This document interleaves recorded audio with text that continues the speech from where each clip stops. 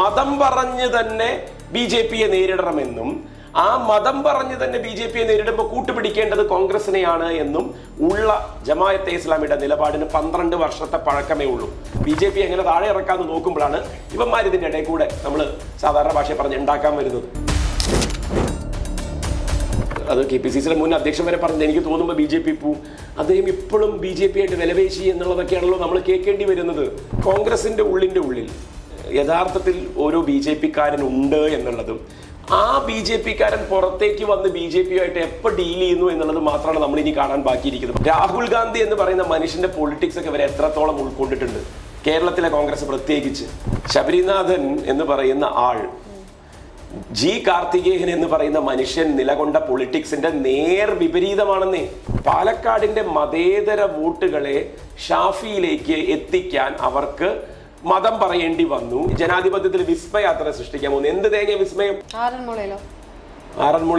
Okay. എന്താ വീണ ജോർജിനോട് ഇത്ര കലിപ്പാതിരിക്കും? പെട്ടെന്ന് ഞാൻ പറഞ്ഞ വിഷയത്തിൽ നേരെ ആറന്മുളയിലേക്ക് വരുന്നത്. പണ്ടാരൊക്കെയോ അവരുടെ സ്റ്റേറ്റ് വാട്സാപ്പ് ഗ്രൂപ്പില് കട്ടപ്പ ബാഹുബലിയെ പിന്നുന്ന കുത്തണ ഫോട്ടോ ഇട്ടു എന്ന് രാഹുൽ മാങ്കൂട്ടത്തിനെതിരെ അലിഗേഷൻ വന്നപ്പോൾ KSUവിന്റെ സംസ്ഥാന അധ്യക്ഷൻ അലോഷ്യസ് സേവ്യറിനെ കൊണ്ട് സ്വീകരിക്കാൻ ത്രിവർണ ഷോള് സുധാകരനെ അണിയിച്ചതിലൂടെ ആരാണ് രാഷ്ട്രീയത്തിൽ സുധാകരനെ കളിയാക്കിയത്? സബാഹ് എന്ന് പറയുന്ന ഞങ്ങളുടെ ഇടതുപക്ഷ സ്വതന്ത്ര സ്ഥാനാർത്ഥി അവിടെ ഉണ്ടാക്കുന്ന ഓളത്തിനെ പിടിച്ചു കെട്ടാൻ പാവം KM ഷാജിക്ക് പറ്റുന്നില്ല. മതമല്ല പ്രശ്നം. ഈ ഗതികേടാണ് മുസ്ലിം ലീഗ് വിളിച്ചു വരുത്തിയിരിക്കുന്നത് മലപ്പുറം ജില്ലയിൽ. ഈ ഇലക്ഷനാണ് നമ്മൾ ഏറ്റവും കൂടുതൽ ഡീൽ എന്ന വാക്ക് കേൾക്കുന്നത്. മുമ്പ് നമുക്ക് കേട്ടിട്ടുണ്ട്, നമ്മളല്ലേ ഇലക്ഷൻ കഴിഞ്ഞ് റിസൾട്ട് വന്നു കഴിഞ്ഞ് നമ്മൾ ചിലപ്പോൾ പറയും ഇന്ന മണ്ഡലങ്ങളിൽ അങ്ങോട്ടും ഇങ്ങോട്ടും ഒക്കെ ഡീൽ ഉണ്ടായിരുന്നു അല്ലേ. നമ്മൾ ഇത്ര എന്താ പറയാ, ഇത്ര പൊതുവായി ഇത്രയും എന്താ പറയുക മാധ്യമങ്ങൾക്ക് മുമ്പിൽ വന്ന് ഇത്രയും ബഹളം ഉണ്ടാക്കിയ ഒരു ഡീൽ ആദ്യമായിട്ടായിരിക്കും. അപ്പം CPM ആരോപിക്കുന്നു ഒരു തരത്തിലുള്ള ഡീൽ, കോൺഗ്രസ് ഇപ്പുറത്ത് പറയുന്നു മറ്റേ ഡീൽ ഉണ്ടെന്ന്. സത്യത്തിൽ പാലക്കാട് ഡീലുണ്ടോ? സത്യത്തിൽ കോൺഗ്രസിന് ഈ ഇലക്ഷനിൽ പ്രത്യേകിച്ച് വിഷയങ്ങളൊന്നും ഉയർത്താനില്ലാത്തപ്പോ അവരേത് വിഷയത്തെ മുൻനിർത്തിയാലാണ് ജനങ്ങളിൽ ഒരു ഇളക്കം തട്ടിക്കാൻ സാധിക്കുക എന്നുള്ളതിന്റെ ആലോചനയുടെ ഫലമായിട്ട് കനകുലു സിദ്ധാന്തത്തിന്റെ ഒരു ബൈ പ്രൊഡക്റ്റ് ആയിരിക്കാം ഈ ഡീൽ പിടിച്ച് കളിക്കാം എന്നുള്ളത്. അതങ്ങ് എറിയലാണല്ലോ. ഈ നുണ പറയാൻ മാത്രം നാക്ക് വളയ്ക്കുന്ന പ്രതിപക്ഷ നേതാവ് കേരളത്തിന്റെ ഒരു ദുരന്തമായിട്ട് 5 കൊല്ലം നമ്മളോട് പലതും പറഞ്ഞു. എന്നിട്ട് ചാനലിൽ വന്ന് ന്യായീകരിക്കുകയാണ്. ജനങ്ങൾ എൻ്റെ അണികള് എന്നോടൊരു ചോദ്യം ഇങ്ങോട്ട് വെല്ലുവിളിയായിട്ട് ജയിച്ചില്ലെങ്കിൽ അല്ലെങ്കിൽ ജയിപ്പിക്കാൻ സാധിച്ചില്ലെങ്കിൽ രാഷ്ട്രീയ വനവാസം സ്വീകരിക്കുമോ എന്ന് ചോദിച്ചപ്പോൾ എൻ്റെ അണികളെ ആത്മവിശ്വാസം കെടാതിരിക്കാൻ അല്ലെങ്കിൽ അവരെ ഡീമോറലൈസ് ചെയ്യാതിരിക്കാൻ ഞാൻ അങ്ങനെ പറയണ്ടേ എന്ന് ചോദിക്കുമ്പോൾ ഇയാളുടെ ഉള്ളിൽ എന്താ ഇരിപ്പ് എന്നാണ് ഇയാൾ അറിയാതെ പറഞ്ഞു പോകുന്നത്. അത് യഥാർത്ഥത്തിൽ സംഭവിക്കാൻ പോകുന്നില്ല എന്ന് പറഞ്ഞു പോയി എന്ന് പോലും തിരിച്ചറിയാൻ ബോധമില്ല. അപ്പൊ അങ്ങനത്തെ ഒരാൾ നയിക്കുന്ന ക്യാമ്പയിൻ എന്ത് വില കൊടുത്തും CPM-നെ ടാർണിഷ് ചെയ്യുക, ഇടിച്ചു താഴ്ത്തുക എന്നുള്ള ലക്ഷ്യത്തിലേക്കാണ് പോകുന്നത്. CPM എല്ലായ്പ്പോഴും പഞ്ചായത്ത് ഇലക്ഷനിലും വികസനം, നാട് മാറിയതിനെ പറ്റി, പഞ്ചായത്തിൽ ഏറിയ കൂറും ഭരണത്തിലിരിക്കുന്ന ഇടതുപക്ഷ ജനാധിപത്യ മുന്നണിയുടെ ഭരണസമിതികൾ കൊണ്ടുവന്ന മാറ്റങ്ങളെ പറ്റി ചർച്ച ചെയ്യുന്നു. എങ്ങനെയാണ് പഞ്ചായത്തി രാജ് സംവിധാനത്തിൽ ഇനിയൊരു മാറ്റം വരേണ്ടത് എന്ന പോസിറ്റീവ് ചർച്ച കൊണ്ടുവരിക. എവിടെ അതൊക്കെ ചർച്ച ചെയ്യാൻ സമയം അപ്പോഴേക്കും അതിനെ കമ്മ്യൂണലാക്കി കളഞ്ഞു. മലബാറിൽ കമ്മ്യൂണലാക്കി കളിക്കലായിരുന്നു പരിപാടി. താഴേക്ക് കേരളത്തിന്റെ മധ്യഭാഗത്തേക്കും അതുപോലെ തന്നെ തിരുവിതാംകൂറിലേക്കൊക്കെ വരുമ്പോൾ ജാതി പൊളിറ്റിക്സ് പറയുന്ന രീതിയിലേക്കാക്കി കളഞ്ഞു കോൺഗ്രസ്. ഇപ്പോഴും അത് തന്നെ ചെയ്യുന്നത്. അവർക്ക് വേറെ വിഷയങ്ങളില്ലാത്തത് കൊണ്ട് കോൺഗ്രസ് ഉയർത്തിവിട്ട ഡീൽ എന്നുള്ള വാക്ക് അവർക്ക് തന്നെ വിനയായി വരും. അത് ഒരു തർക്കമില്ല. കാരണം കോൺഗ്രസിന്റെ ഉള്ളിൽ യഥാർത്ഥത്തിൽ ഓരോ ബി ജെ പിക്കാരനുണ്ട് എന്നുള്ളതും ആ ബി ജെ പിക്കാരൻ പുറത്തേക്ക് വന്ന് ബി ജെ പിയുമായിട്ട് എപ്പോൾ ഡീൽ ചെയ്യുന്നു എന്നുള്ളത് മാത്രമാണ് നമ്മൾ ഇനി കാണാൻ ബാക്കിയിരിക്കുന്നത്. ഇപ്പൊ മറ്റത്തൂര് നമ്മൾ കണ്ടത് ജയിച്ചു വന്ന കോൺഗ്രസ്സുകാരാണ് ബി ജെ പിക്ക് വേണ്ടി വോട്ട് ചെയ്തത് എന്നുള്ളതും BJP ആകാൻ മടിയില്ല എന്ന് തെളിയിച്ചതുമെങ്കിൽ ഇപ്പൊ നമ്മൾ കാണുന്നത് എന്താ? കഴിഞ്ഞ തവണ കോൺഗ്രസിന് വേണ്ടി മത്സരിച്ച 3 നിയമസഭാ സീറ്റിൽ 3 സ്ഥലത്ത് മത്സരിച്ച ആളുകൾ അതേ നിയമസഭാ സീറ്റിൽ ഇത്തവണ BJPക്ക് വേണ്ടി മത്സരിക്കുക. അതും വെറും 2 ആഴ്ചയ്ക്കുള്ളിലാണ്, കഴിഞ്ഞ 2 ആഴ്ചയ്ക്കുള്ളിലാണ് അവർ ആ കാൻഡിഡേറ്റ്സിനെ ഡിക്ലെയർ ചെയ്തത്. ഒന്ന് രശ്മി കൊട്ടാരക്കരയിൽ അറിയാലോ, ചിറയൻകീഴ് പ്രിയപ്പെട്ട അനൂപ്, BS അനൂപ്. അങ്ങനെ ഇവര് 2 ആഴ്ചയ്ക്കുള്ളിൽ ഇവർക്ക് കോൺഗ്രസ് അല്ലാതായി തീർന്ന് BJP ആകാൻ കഴിയും എന്ന ഡെമോൺസ്ട്രേഷനേക്ക് എന്തുകൊണ്ടാണ് കേരളം ചർച്ച ചെയ്യാത്തത്? അത് കേവലം സീറ്റിന് വേണ്ടിയല്ല ആതിര, അത് ഓരോ കോൺഗ്രസ്സുകാരൻ്റെയും ഉള്ളിലിരിക്കുന്ന അധികാരത്തിനോട് അടുത്ത് നിൽക്കണം എന്നുള്ളതും അതിൻ്റെ വഴി തീവ്ര വലതുപക്ഷ വ്യതിയാനമാണെങ്കിൽ ഞങ്ങൾ റെഡിയാണ് എന്നുള്ളതിൻ്റെ പ്രശ്നമാണ്. ആ മൈൻഡ് സെറ്റാണ് കോൺഗ്രസിന്റെ ഡീൽ. അതുകൊണ്ട് തന്നെ ആ ഡീൽ എക്സ്പോസ്ഡ് ആവും, ജയിച്ചാലും എക്സ്പോസ്ഡ് ആവും. അതായത് MLA ആയിട്ട് ജയിച്ചാൽ, അല്ലാതെ കേരള നിയമസഭയിൽ മന്ത്രിസഭ രൂപീകരിക്കാനുള്ള ജയത്തിന്റെ 71 എന്നുള്ള മാർക്കല്ല ഞാൻ പറയുന്നത്. ജയിച്ചു വരുന്ന MLA-മാർ BJP പർച്ചേസ് ചെയ്യപ്പെടുന്ന ഒരു ഇലക്ഷനായി ഒരു പക്ഷേ കേരളത്തിന്റെ ഈ 2026-31 നിയമസഭയിലെ ആളുകൾ വരും. മനസ്സിലാകുന്നുണ്ടോ? അപ്പോൾ ഈ ഡീലാണ് യഥാർത്ഥത്തിൽ സംഭവിക്കുന്നത്. അവർക്കിനി അവരുടെ ഉള്ളിലെ എന്താ പറയുക, ഉള്ളിലെ ആ കാപട്യത്തെ ഒളിപ്പിച്ച് വെക്കാൻ പറ്റില്ല. അത് എക്സ്പോസ്ഡ് ആവും. അത് KPCCയുടെ മുൻ അധ്യക്ഷൻ വരെ പറഞ്ഞത് എനിക്ക് തോന്നുമ്പോൾ BJP പോവും. അദ്ദേഹം ഇപ്പോഴും BJP ആയിട്ട് വിലപേശി എന്നുള്ളതൊക്കെയാണല്ലോ നമ്മൾ കേൾക്കേണ്ടി വരുന്നത്. അപ്പോ സ്റ്റേറ്റ്മെന്റ് എങ്ങനെയാ കാണുന്നത്? അല്ല, ഞാൻ ആ വിഷയത്തിലേക്ക് കടക്കുന്നില്ല. പക്ഷെ ഇവിടെ മനസ്സിലാക്കേണ്ടത് ഈ കോൺഗ്രസ്സിൽ ആരും BJP ആകും എന്നുള്ള BJPയുടെ കോൺഫിഡൻസ് ആണ്. അത് നോക്കൂ നിങ്ങൾ, അവരുടെ ഒരു കോൺഫിഡൻസ് ലെവൽ നോക്കൂ. ഞങ്ങളുടെ വിളിപ്പുറത്ത് നിൽക്കുന്ന ഒരുപാട് നേതാക്കൾ നിങ്ങളുടെ നേതാക്കൾ ആയിട്ട് ഇപ്പൊ നിൽക്കുന്നു എന്നത് ഞങ്ങളുടെ സൗകര്യത്തിന് വേണ്ടിയാണ് എന്നുള്ളതാണ് അവർ ധരിച്ചു വെച്ചിരിക്കുന്നത്. അപ്പൊ അതുകൊണ്ട് അങ്ങനത്തെ ഒരു ലീഡർഷിപ്പാണ് കോൺഗ്രസ്. അത് ഇവിടെ മാത്രമല്ല, അഖിലേന്ത്യാ തലത്തിൽ ഓർഗനൈസേഷണൽ ജനറൽ സെക്രട്ടറി എന്ന് പറഞ്ഞിരിക്കുന്ന കേരളത്തിൽ നിന്നുള്ള ആളെ പോലും നമ്മൾ ആ കാഴ്ചപ്പാടിൽ വേണം കാണാൻ. അല്ലാതെ എന്തെങ്കിലും മലമറിച്ചിട്ടല്ല കഴിഞ്ഞ 7-8 കൊല്ലമായിട്ട് അഖിലേന്ത്യാ ജനറൽ സെക്രട്ടറി ആയി തുടരുന്നത്, ഓർഗനൈസേഷൻ ഇൻചാർജ് എന്നുള്ള രീതിയിൽ. അദ്ദേഹത്തിന് കൃത്യമായി, നമ്മളൊക്കെ വെറുതെ ആരോപണം പറയുന്നത് പോലെ പറയുന്നതൊന്നുമല്ല, അദ്ദേഹത്തിന് എന്തൊക്കെയോ നിക്ഷിപ്ത താല്പര്യങ്ങൾ മറ്റാർക്കൊക്കെയോ വേണ്ടി കോൺഗ്രസിൽ നിർവഹിക്കാനുണ്ട്. അത് ആർക്കൊക്കെ വേണ്ടിയാണെന്ന് കാലം മാത്രം തെളിയിക്കട്ടെ. ഇപ്പം CPM ആരോപിക്കുന്ന പാലക്കാട് BJPയെ ജയിപ്പിക്കാൻ വേണ്ടി ഡീൽ ഉണ്ടാവുന്നു എന്നാണ്. അതായത് പിഷാരടി അതുകൊണ്ടാണ് അവിടെ നിർത്തിയിരിക്കുന്നത് എന്നുള്ള ആരോപണമാണ് CPM ഉന്നയിക്കുന്നത്. അപ്പൊ അങ്ങനെ വരുമ്പോൾ ഷാഫിക്ക് അതിനകത്ത് പിന്നിലുള്ള ഉദ്ദേശം എന്താണ് ലക്ഷ്യം? വളരെ വ്യക്തമായി പറഞ്ഞില്ലേ, അതായത് ഞാനില്ലെങ്കിൽ പാലക്കാട് ജയിക്കില്ല എന്നുള്ള വളരെ സിമ്പിൾ ആയിട്ടുള്ള ഇക്വേഷനെ കൊണ്ടുവരാൻ പറ്റും. അപ്പൊ ഇനി പാലക്കാട് ജയിക്കണമെങ്കിൽ ഞാൻ തന്നെ തിരിച്ചു വരണം, എന്നെ തിരിച്ചു വിളിക്കൂ എന്ന് പറയാതെ പറയാൻ പറ്റും.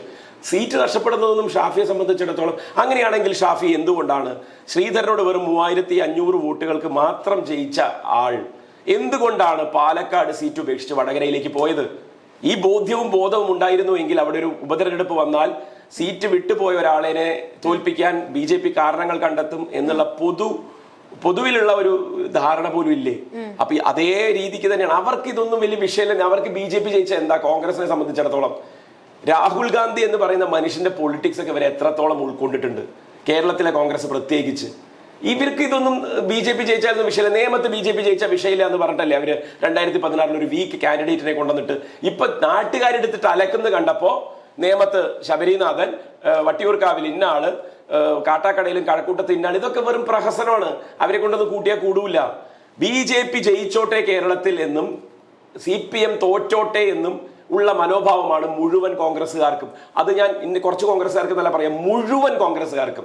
അവരുടെ മേക്ക് എന്ന് പറയുന്നത് തന്നെ CPM വിരുദ്ധതയാണ്. അങ്ങനെയാണ് ശീലിപ്പിച്ചിരിക്കുന്നത്. ആ ശീലത്തിന്റെ അപകടം ആ പാർട്ടിയെയും കൊണ്ടേ പോകൂ. ഒരു തർക്കവും വേണ്ട ആ കാര്യത്തിൽ. ആരെയാണ് എതിർക്കേണ്ടത്, എന്തിനെയാണ് എതിർക്കേണ്ടത് എന്ന് ഇവർക്ക് ഇപ്പോഴും ധാരണയില്ല. കേരളത്തിൽ അധികാരം പിടിക്കലാണ് അവരെ സംബന്ധിച്ചിടത്തോളം അവരുടെ പൊളിറ്റിക്സ്. അത് കിട്ടാതെ ആവുന്നതോടുകൂടി അത് ഞാൻ പറഞ്ഞില്ലേ, ദേ വിൽ വിതർ അവേ. അവര് ആ ഉള്ളിൽ നിന്ന് ഒരു ഇംപ്ലോഷൻ ആണ് ഉണ്ടാവുക. എക്സ്പ്ലോഷൻ എന്നല്ല അതിന്റെ വാക്ക്, ഇംപ്ലോഡ് ചെയ്യും അവര്. അത് അങ്ങനെ തന്നെയായിരിക്കും, ഒരു സംശയവും. ശബരിനാഥൻ നിയമത്ത് എന്ത് സൃഷ്ടിക്കും? ഒരു ചലനം സൃഷ്ടിക്കില്ല. അതെ, നല്ല ചലനം സൃഷ്ടിക്കും.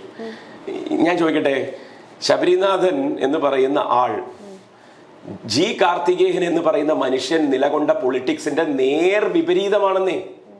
പിന്നെ അയാൾ എന്ത് ചലനം സൃഷ്ടിക്കുക? അതാണ് എന്റെ ഉത്തരം. G. കാർത്തികേയൻ ഈ കേരള പൊളിറ്റിക്സിൽ ചലനങ്ങൾ സൃഷ്ടിച്ച ഒന്നാം തരം ഒരു രാഷ്ട്രീയ നിലപാടുള്ള വ്യക്തിയായിരുന്നു, ഒരു തർക്കവുമില്ല. അതിന്റെ നേർ വിപരീതമാണ് KS ശബരിനാഥൻ. അവിടെ ഒരു അത്തരത്തിലൊരു മത്സരം നമ്മൾ നിയമത്തെ പ്രതീക്ഷിക്കേണ്ട മത്സരം, 3ാം സ്ഥാനത്തേക്ക് വേണ്ടി മത്സരിക്കുന്നത് ഒരു മത്സരമാണോ? എനിക്കറിയില്ല. ആരോട് അങ്ങനെ അടിച്ചാൽ മത്സരിക്കുന്നത്? സ്വതന്ത്ര സ്ഥാനാർത്ഥികളോടോ? എനിക്കറിയില്ല. ഇപ്പൊ RV ബാബുവിന്റെ പുതിയ വെളിപ്പെടുത്തലേ സതീശനെതിരെ, അല്ല, അത് കോൺഗ്രസ്സുകാരെല്ലാവരും ചെയ്യുന്നതാണെന്നാണ് ഞാൻ മനസ്സിലാക്കിയിരിക്കുന്നത്. ഞാൻ പറയുന്നത് ഇതിലേക്കൊന്നും പോണ്ടെന്ന്. അല്ലാതെ തന്നെ അവിടെ നമ്മൾ പറയില്ലേ, ടേക്കൻ ഫോർ ഗ്രാൻഡഡ് ആയിട്ടുള്ള ഒരു അപ്രോച്ചാണത്. RSSന്റെ സഹായം തേടിയാലും കുഴപ്പമില്ല, CPM-നെ തോൽപ്പിക്കുക എന്നുള്ളതാണ് അധികാരത്തിൽ വരാൻ വേണ്ടി നമ്മൾ ചെയ്യേണ്ടത് എന്നാണ് കോൺഗ്രസ്സുകാരുടെ ചിന്ത. അപ്പൊ ഏത് ഇലക്ഷനിലും അവരത് ചെയ്തിട്ടുണ്ടാകും, അതിലൊന്നും പ്രത്യേകിച്ച് തർക്കിക്കാനൊന്നുമില്ല. അത് ഏതൊക്കെ ഇലക്ഷനിൽ ആരൊക്കെ എന്ന് തെളിവ് സഹിതം വേണമെങ്കിൽ ചർച്ച ചെയ്യാൻ പിന്നീട് എന്ന് മാത്രമേ ഉള്ളൂ. ഈ പാലക്കാട് CPM ജില്ലാ സെക്രട്ടറി മുമ്പ് പറഞ്ഞിരുന്നു, അതായത് ഭംഗിയുള്ള സ്ത്രീകളെ കണ്ടാൽ ഹെഡ് മാഷ് ബാംഗ്ലൂരെ ഫ്ലാറ്റിലേക്ക് വിളിക്കും, അല്ലെ ബാംഗ്ലൂരേക്ക് വിളിക്കും. ആ പ്രസ്താവന പിന്നീട് എന്താ, അല്ലെങ്കിൽ അങ്ങനെ ഒരു ആരോപണം ഉണ്ടെങ്കിൽ അത് മുന്നോട്ട് പോകാതിരുന്നത് എന്തുകൊണ്ട്, അല്ലെങ്കിൽ ആരാണ് അതിന്റെ പിന്നിലെന്ന് വ്യക്തമാക്കാൻ എന്താ ഇത്ര മടി CPM-ന്? ഒരു മടിയില്ല. നോക്കൂ, നമ്മളിവിടെ ആളുകളുടെ സ്വകാര്യതയെ മാനിച്ചുകൊണ്ട് തന്നെയാണ് രാഷ്ട്രീയം നടത്തേണ്ടത്. ഈ പർട്ടിക്കുലർ പാലക്കാടത്തെ സിറ്റിംഗ് MLA-യുടെ വിഷയത്തിൽ പോലും പരാതിക്കാരി ഇല്ലാതെ വായുവിൽ ആരോപണം തീർക്കുന്ന ഒരു രീതി CPM-നെ സംബന്ധിച്ചിടത്തോളം ഇല്ല. ഇപ്പൊ പരാതിക്കാരി ഉണ്ട് എന്ന് പല മാധ്യമങ്ങളും പുറത്തുവിട്ട വോയിസ് റെക്കോർഡിങ്ങുകളാവട്ടെ, ചാറ്റുകളാവട്ടെ, അതിൽ നിന്നൊക്കെയാണ് ഇതൊരു ഇന്ത്യയിൽ നിലനിൽക്കുന്ന നിയമവ്യവസ്ഥക്കെതിരെ നടന്നതാണ്. മനുഷ്യനോട് കാണിക്കുന്ന ക്രൂരത എന്നുള്ള ആ വിഷയത്തിനും അപ്പുറം ഇത് എസ്റ്റാബ്ലിഷ് ചെയ്യാൻ ലോ എന്ന് പറയുന്ന ഒരു കാര്യം വേണമല്ലോ. അപ്പോഴാണല്ലോ കുറ്റവാളി നമ്മൾ അംഗീകരിക്കൂ. അല്ലെങ്കിൽ പൊളിറ്റിക്കലാണ് എന്നല്ലേ നമ്മൾ പറയുക, പൊളിറ്റിക്കൽ വെൻഡറ്റയാണെന്നല്ലേ പറയുക. അങ്ങനെ ഒരു വഴി, അങ്ങനെ ഒരു പഴുതുണ്ട് രാഷ്ട്രീയത്തിൽ. ഏറ്റവും അപകടകരമായ ഒരു പഴുതാണ് രാഷ്ട്രീയത്തിൽ. അത് എന്ത് തോന്നിവാസവും കാണിച്ചിട്ട് രാഷ്ട്രീയ വിരോധം തീർക്കുകയാണ് എന്ന് പറഞ്ഞ് എസ്കേപ്പ് റൂട്ട് ഉണ്ടാക്കി വെക്കുന്ന ഒരു അപകടം പൊളിറ്റിക്സിൽ ഉണ്ട് എന്ന് ഞാൻ തീർത്ത് പറയുകയാണ്. ആ വഴി സ്വീകരിച്ച് കോൺഗ്രസ്സുകാർ കുറേ കാര്യത്തിൽ നിന്ന് രക്ഷപ്പെട്ടിട്ടുണ്ട്. അത് സാക്ഷാൽ ഉമ്മൻചാണ്ടി വരെ ആ രീതിയിൽ ഒരു എസ്കേപ്പ് റൂട്ട് എടുത്ത ആളുകളാണ്. അത് അദ്ദേഹം നേരിട്ടെടുത്തു എന്ന് ഞാൻ പറയുന്നില്ല, അദ്ദേഹത്തിന്റെ പാർട്ടിക്കാരെല്ലാവരും കൂടി വേണ്ടി അദ്ദേഹത്തിന് എടുക്കുമെന്ന് അദ്ദേഹത്തിന് അറിയാം. അദ്ദേഹം അങ്ങനത്തെ ഒരു നേതാവാണ്, നേരിട്ടൊന്നും ചെയ്യില്ല. പക്ഷെ ആരെന്ത് ചെയ്യണം എനിക്ക് വേണ്ടി എന്ന കൃത്യമായ എന്താ പറയുക, കൃത്യമായ ധാരണ അണികളിലേക്ക് അദ്ദേഹം ആദ്യമേ എത്രയോ കാലങ്ങളായി പകർന്നു നൽകിയിട്ടുണ്ടാവും. അതുകൊണ്ടല്ലേ ഇപ്പോഴും പലതും പറഞ്ഞുകൊണ്ടിരിക്കുന്നത്. ഉമ്മൻചാണ്ടി എന്ന് പറയുന്ന മനുഷ്യനെ രാഷ്ട്രീയമായി വിമർശിക്കാൻ മുതിർന്നാൽ അപ്പോ കോൺഗ്രസ് അതിനെ വേറൊരു വഴിയിലേക്ക് തിരിച്ചുവിടുന്നത് ഇപ്പോഴും ശ്രദ്ധിക്കുന്നുണ്ടെന്ന് വിചാരിക്കുന്നു. അതെന്തുകൊണ്ടാണ്? വിമർശിക്കപ്പെടേണ്ടവർ വിമർശിക്കപ്പെടേണ്ടേ. കരുണാകരനാണെങ്കിലും ഉമ്മൻചാണ്ടി ആണെങ്കിലും അതിന് അധികായന്മാരായിട്ടുള്ള വേറെ ആരാണെങ്കിലും അത് അങ്ങനെ തന്നെയാണ്. അതിൽ നിന്നും ആർക്കും ഒരു എന്താ പറയുക, ഒരു സെയിൻറ്റ്ഹുഡ് ഒന്നും ആരും കൽപ്പിച്ചു നൽകിയിട്ടില്ല പൊളിറ്റിക്സിൽ. അപ്പൊ അതുകൊണ്ട് ഈ രാഷ്ട്രീയ വിരോധം എന്നുള്ള ആ ഒരു മറ സൃഷ്ടിച്ചുകൊണ്ട് എന്ത് തോന്നിവാസത്തിനും നമുക്ക് മുതിരാം എന്നുള്ള ധാരണയുണ്ട് അവിടെ. അപ്പൊ അതാണ് അവിടുത്തെ പ്രശ്നം. ഈ തെരഞ്ഞെടുപ്പിൽ ഏറ്റവും കൂടുതൽ സംസാരിക്കുന്ന അല്ലെങ്കിൽ ചർച്ചയിലേക്ക് വന്ന വേറൊരു വിഷയമാണ് ജമാഅത്തെ ഇസ്ലാമി UDF കൂട്ടുകെട്ട്, കോൺഗ്രസ് കൂട്ടുകെട്ട്. അപ്പം ഞാൻ ചോദിക്കുന്നത്, എതിരാളികൾ പറയുന്ന വേറൊരു വാദം എന്ന് പറഞ്ഞാൽ 2010 വരെ അല്ലെങ്കിൽ 2011 വരെ CPM-നൊപ്പം നിന്നതാണ് ആര്? ജമാഅത്തെ ഇസ്ലാമി. അപ്പൊ പിന്നീട് ഇത് മാറ്റം വന്നു അല്ലെങ്കിൽ എന്ന് പറയുന്നതിൽ എന്ത് അടിസ്ഥാനമാണ്? അല്ലെങ്കിൽ ഇപ്പൊ ജമാഅത്തെ ഇസ്ലാമി കൂട്ടുകെട്ടിനെ എങ്ങനെയാണ് സാരിനത് വ്യാഖ്യാനിക്കുന്നത്? പൊളിറ്റിക്കൽ ഇസ്ലാം എന്ന് പറയുന്ന കാര്യം അത് ലോകത്ത് തന്നെ നടക്കുന്ന ഒരു പ്രതിഭാസമാണ്. അത് കേവലം കേരളത്തിലോ ഇന്ത്യയിലോ ആയി കാണേണ്ട ഒരു വിഷയമല്ല. അപ്പൊ ഈ പൊളിറ്റിക്കൽ ഇസ്ലാമൈസേഷൻ എന്ന് പറഞ്ഞു കഴിഞ്ഞാൽ അവിടെ ഭരണക്രമം ഉണ്ടാകേണ്ടത് എന്തിന്റെ പുറത്താണ് എന്നുള്ളതിന്റെ ഒരു നറേറ്റീവാണത്. അത് എൻഫോഴ്സ് ചെയ്യാൻ ബോധപൂർവം ശ്രമിക്കുന്ന ഒരു സംഘടനയായി ജമാഅത്തെ ഇസ്ലാമി ഇന്ത്യയിൽ കൃത്യമായ ഇടപെടലുകൾ നടത്തി തുടങ്ങിയത്, ഞാൻ വീണ്ടും ആവർത്തിക്കുന്നു, 2014 BJP ഇന്ത്യയിൽ അധികാരം പിടിച്ചത് മുതലാണ്. അതായത് തങ്ങൾക്ക് നിക്കക്കള്ളി ഇല്ല എന്ന് ഈ പറയുന്ന ഏത് തീവ്രവാദത്തിന്റെയും കൂടെ നിൽക്കുന്ന ആളുകൾ ഉണ്ടാവുമല്ലോ, മത തീവ്രവാദം, അതിപ്പോ ഭൂരിപക്ഷ മതത്തിന്റെ അതായത് ന്യൂനപക്ഷ മതത്തിന്റെ ആവട്ടെ. അപ്പൊ അവർക്ക് ആ ബോധ്യം വന്നപ്പോ അവർക്ക് ഇന്ത്യയിൽ പിടിച്ചു നിൽക്കണമെങ്കിൽ ആരുടെ കൂട്ട് വേണം എന്നുള്ള ചോദ്യത്തിന്റെ ഉത്തരമാണ് അത് കോൺഗ്രസ് ആണ് എന്നുള്ളത്. ഞാൻ കാര്യം പറഞ്ഞ് മനസ്സിലായല്ലോ. ഇപ്പൊ 2014 ശേഷം ആ മൈൻഡ് സെറ്റിൽ അതിന്റെ സൊല്യൂഷൻ ഉണ്ടാവുകയും അത് നടപ്പിലാക്കാൻ കേരളത്തിൽ കൂട്ടുപിടിക്കേണ്ടത് കോൺഗ്രസിനെയാണ് എന്നും അത് മതം പറഞ്ഞ് തന്നെ കൂട്ടുപിടിച്ചാലേ BJPക്ക് എതിരെയാകൂ എന്നുമുള്ള നിർബന്ധ ബുദ്ധി വളരെ പ്രകടമായി WPI എന്ന് പറയുന്ന അവരുടെ പൊളിറ്റിക്കൽ ഓർഗനൈസേഷൻ, അതാണല്ലോ വെൽഫെയർ പാർട്ടി ഓഫ് ഇന്ത്യ, അതിനുണ്ടാവുകയും ചെയ്തു. ഈ വിഷയം, ഈ കൃത്യമായ മതം പറഞ്ഞ് തന്നെ BJPയെ നേരിടണമെന്നും ആ മതം പറഞ്ഞ് തന്നെ BJPയെ നേരിടുമ്പോൾ കൂട്ടുപിടിക്കേണ്ടത് കോൺഗ്രസിനെയാണ് എന്നും ഉള്ള ജമാഅത്തെ ഇസ്ലാമിയുടെ നിലപാടിന് 12 വർഷത്തെ പഴക്കമേ ഉള്ളൂ. അതിന്റെ പുറകിലേക്ക് നിങ്ങൾ പോകുമ്പോൾ ഈ ഇന്ത്യൻ ജനാധിപത്യ വ്യവസ്ഥയിൽ ജനാധിപത്യപരമായി ഇടപെടുന്ന സ്വഭാവത്തിനപ്പുറത്തേക്ക് ഞാൻ ന്യായീകരിക്കുകയോ അല്ലെങ്കിൽ ഞങ്ങളുടെ കൂടെ ആയിരുന്നപ്പോൾ അവർ നല്ലതായിരുന്നു എന്നോ പറയാനല്ല ശ്രമിക്കുന്നത്. അതിലേക്ക് എൻ്റെ വാക്കുകളിൽ നിന്ന് മനസ്സിലാക്കാൻ പറ്റും എന്ന് വിചാരിക്കുന്നു. ഞാൻ പറയുന്നില്ല രാഷ്ട്രീയ സത്യസന്ധത. അപ്പോൾ ജമാഅത്തെ ഇസ്ലാമിയുടെ രാഷ്ട്രീയ സ്വഭാവം മാറി മറിയുകയും ആ സ്വഭാവത്തിനോടൊപ്പം നിൽക്കാൻ മടിയില്ലെന്ന് കോൺഗ്രസ് വിളിച്ചു പറയുകയും ചെയ്യുന്നിടത്താണ് ഞങ്ങൾ കോൺഗ്രസിനെ കുറ്റം പറയുന്നത്. മനസ്സിലായല്ലോ ഞാൻ അതിനോട് പറഞ്ഞത്. ഇപ്പോൾ മിനിഞ്ഞാന്ന് അല്ല ഇന്നലെ തോന്നുന്നു പബ്ലിക്കായിട്ട് WPI welfare party of India പിന്തുണ കൊടുത്തിരിക്കുകയാണ് UDF-ന്. പ്രഖ്യാപിച്ചു UDF-നാണ് ഞങ്ങളുടെ രാഷ്ട്രീയ പിന്തുണ. അതൊരു വെല്ലുവിളിയാണ് കേരള പൊതുസമൂഹത്തിനോട്. ഞാൻ നേരത്തെ പറഞ്ഞല്ലോ, ഞങ്ങൾ മതം പറയുന്ന പൊളിറ്റിക്കൽ ഇസ്ലാം ആണ് എന്ന് നിങ്ങളുടെ മുന്നിൽ ഞങ്ങൾക്ക് പറയാൻ ഒരു മടിയില്ല എന്നും, അങ്ങനെ ഞങ്ങൾ പറയുന്നത് BJP അവിടെ ഇരിക്കുമ്പോൾ ഞങ്ങൾക്ക് ഇത് പറയാലോ, BJP-നെ അവിടെ അധികാരത്തിൽ ഇന്ത്യൻ ജനത ഏറ്റി എന്നാണ് ഇവർ പറയുന്ന ന്യായീകരണം. ഇന്ത്യൻ ജനതയിലെ 36% അത് ചെയ്തിട്ടുള്ളൂ. ബാക്കിയുള്ളവർ മുഴുവൻ BJP എങ്ങനെ താഴെ ഇറക്കാമെന്ന് നോക്കുമ്പോഴാണ് ഇവന്മാർ ഇതിൻ്റെ ഇടയിൽ കൂടെ നമ്മൾ സാധാരണ ഭാഷയെ പറഞ്ഞ് ഉണ്ടാക്കാൻ വരുന്നത്. ഞാൻ പറഞ്ഞു മനസ്സിലായോ? ആ വെല്ലുവിളിയാണ് കേരള പൊതുസമൂഹത്തിന്റെ മുന്നിലേക്ക് ജമാഅത്തെ ഇസ്ലാമി ഇപ്പം നടത്തിയിരിക്കുന്നത്. ഞങ്ങൾ UDF-ന്റെ കൂടെയാണ്, ഞങ്ങൾ കോൺഗ്രസിനാണ് വോട്ട് ചെയ്യാൻ പോണതെന്ന്. ആ പറച്ചിലൊന്നും ജനാധിപത്യപരമായ ഒരു പറച്ചിലല്ല. അതിനെയൊക്കെ പൊളിച്ചെഴുതാൻ കേരളത്തിലെ ജനങ്ങൾ വോട്ട് ചെയ്യാൻ ഇത്തവണ ബൂത്തിലെത്തുന്ന സമയത്ത് കൃത്യമായ ബോധ്യം പുലർത്തുമെന്നാണ് ഞാൻ വിശ്വസിക്കുന്നത്. വേറൊരു ഡീലിന്റെ ഭാഗമായിട്ടുള്ള ഒരു ചോദ്യം ചോദിക്കട്ടെ. ശോഭാ സുരേന്ദ്രനെ ജയിപ്പിക്കാനാണ് റസാഖിനെ അതെങ്കിലും ഒരു മുസ്ലിം നാമധാരിയെ കൊണ്ടുവന്ന് ഇവിടെ നിർത്തിയത്. ഷാഫി പറമ്പിലിന്റെ പേരിന്റെ ഷാഫി എന്താ? അപ്പൊ ഷാഫി പറമ്പിലിനെ മത്സരിപ്പിച്ചത് എന്തിനാ? അതെങ്ങനെ കോൺഗ്രസ് മുസ്ലിം സ്ഥാനാർത്ഥിയെ നിർത്തുമ്പോൾ മാത്രം അത് മതേതരമാവുകയും ഞങ്ങളൊരു സ്ഥാനാർത്ഥി ഇപ്പൊ സരിൻ ഇപ്പൊ മുസ്ലിം സ്ഥാനാർത്ഥി ആയിരുന്നെങ്കിലും അങ്ങനെ തന്നെയായിരുന്നു. അതിനെയൊന്നും അങ്ങനെ വില കുറച്ച് കാണാനൊന്നും ഞങ്ങൾ സമ്മതിക്കില്ല. ഞങ്ങളുടെ ഏറ്റവും വലിയ പൊളിറ്റിക്കൽ ഫൈറ്റിന്റെ മുഖമാണ് NMR റസാഖ്. റിസൾട്ട് വരും പറയും, അത് അവിടെ നിൽക്കട്ടെ. പക്ഷേ ഇമാതിരി പറച്ചിലും കൊണ്ട് വരികയാണെങ്കിൽ ഷാഫി പറമ്പിലിന്റെ മതം ചർച്ച ചെയ്യും. ഷാഫി പറമ്പിൽ വളരെ വിദഗ്ധമായി ഇങ്ങനെ തെന്നി നീങ്ങിക്കൊണ്ടിരിക്കും. ഇതിലൊന്നും പിടികൊടുത്തിട്ടില്ല കഴിഞ്ഞ 5-8 ദിവസമായിട്ട്. അത് ഇതുകൊണ്ടാണ് ഞങ്ങളുടെ കുറെ ചോദ്യങ്ങൾ അങ്ങോട്ട് എറിഞ്ഞു കൊടുക്കും ഞങ്ങൾ, അതിനൊക്കെ മറുപടി പറയേണ്ടി വരും. ഷാഫിക്കില്ലാത്ത ഒരു ദൗർബല്യവും ആർക്കില്ല? NMR റസാഖിനില്ല. ഷാഫിയുടെ പേരിലെ എന്തൊക്കെ പ്രശ്നങ്ങളുണ്ടോ അതൊക്കെ തന്നെ മാത്രമേ NMR റസാഖിന്റെ പേരിലുള്ളൂ.